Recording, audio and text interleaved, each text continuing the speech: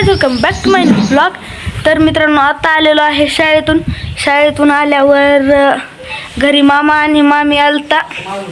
मग मला तर ट्रीटमेंट घ्यायला जायचं होतं म्हणून काय मला आता घरी बसता येणार नाही. मला वाटू लागलं, पण पप्पांनी अर्ध्या शाळेतून आणलं होतं म्हणून आता ट्रीटमेंट घ्यायला जायचं आहे मला. तर आता निघालो आहे मी दवाखान्यामध्ये. तर दवाखान्यामध्ये आल्यावर माझी हालत बघा, एकदम टाईट झालेली होती स्लाईन लावून. इकडं पेशंट पण होते. मला तर काही तर बसू वाटत नव्हतं. कुठं 1.5 तासानं जाऊन आता मी निघालेलो आहे मम्मीचे पान आणायला, कारण मम्मीला करायची होती पूजा. म्हणून आम्ही दोघं निघालेलो आहेत, मामा आणि मी, बसस्टँडकडे. तिकडेच पाने भेटतात असे स्वस्त. इथं तर देत पण नाहीत पानं, कारण यांनाच विकायचं पडलेलं असतं. पण मामा तर लईच गाडी पळवू लागला. म्हणलं आता आदळतो मला कुठंतरी, लई दणका बसला. पण त्यानं बरोबर टायमात मला इथं पानं घ्यायला आणलेलं होतं. हे मामा म्हणू लागले, सगळे मोठे पानं आहेत. म्हणलं आता कसले मोठे आणि कसले काय, जसे असतील तसे द्या. आम्हाला आहे थोडीशी गडबड, कारण मामाला पण जायचं होतं.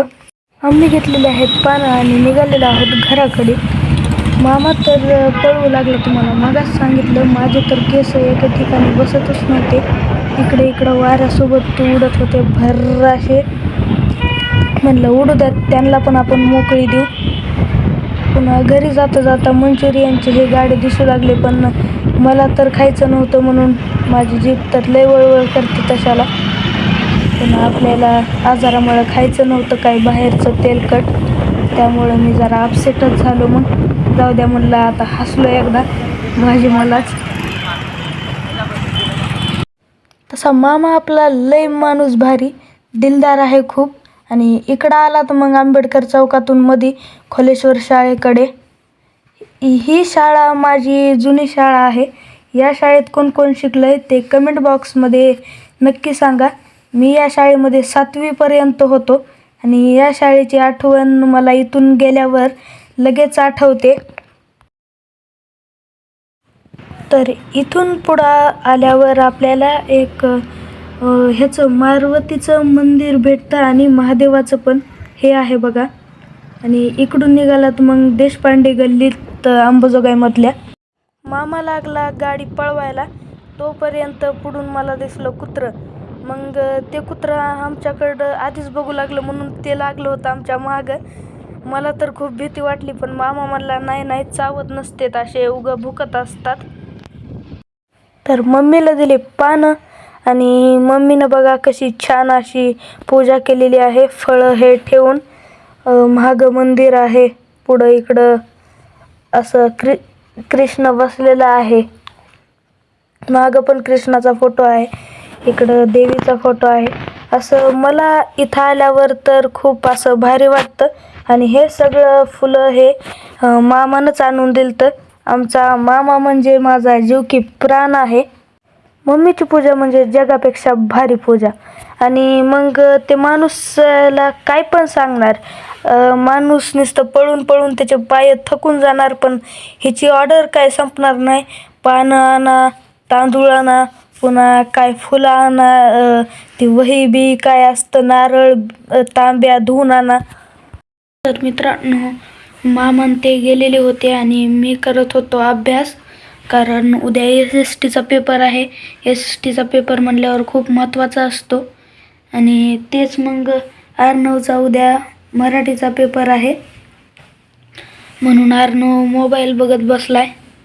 आता मला तर काय बघता येणार नाही. अर्णवचं बरं आहे बाबा, पण अर्णवला परवा दिवशी कळणार आहे, कारण त्याचा परवा दिवशी SSTचा पेपर आहे.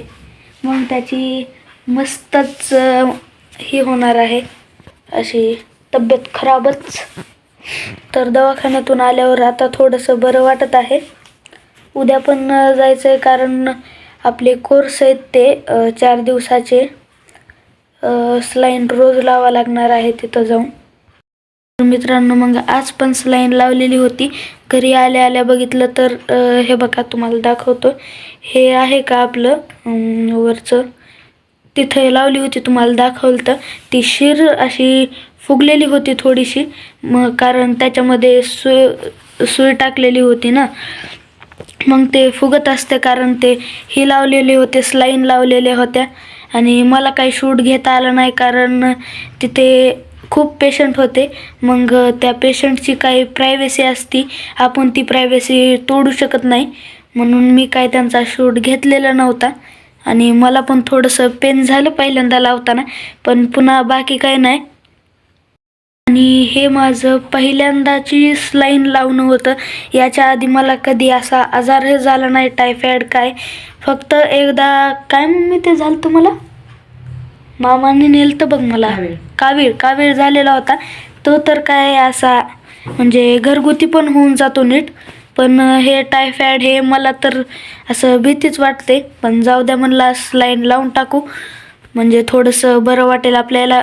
नाहीतर या वेळेला मला ताप यायची रोज. मी या वेळेला असा गळून जायचो, ट्युशनला पण जाता यायचं नाही मला.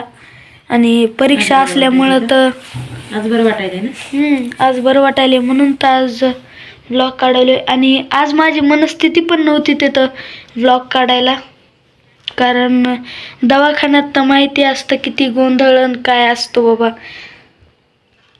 सगळे पेशंट ते आरडाओरडा, हे असं तसं, असं झालंय तसं झालंय. घरच्यांना नातेवाईकांना फोन लावणं, पुन्हा डब्बा घेऊन या, हे मोठ्या मोठ्याने चिरकू लागले. म्हणलं मग इथं शूट घेतल्यावर माझा सगळा शूट वाया जाईन म्हणलं. मग घरी येऊन एकदा मस्त आराम केला थोडासा, आणि पुन्हा गेलेलो होतो मामासोबत मी, कारण पानं राहिले होते. तर पानं कशासाठी लागणार होते हे तर तुम्हाला माहितीच आहे, कारण मम्मीची होती पूजा म्हणून ते पानं लागणार होते. मग दाखवलं होतं तुम्हाला. तर आजचा ब्लॉग तर काय विशेष नव्हता, पण म्हटलं थोडासा काढून घ्यावा.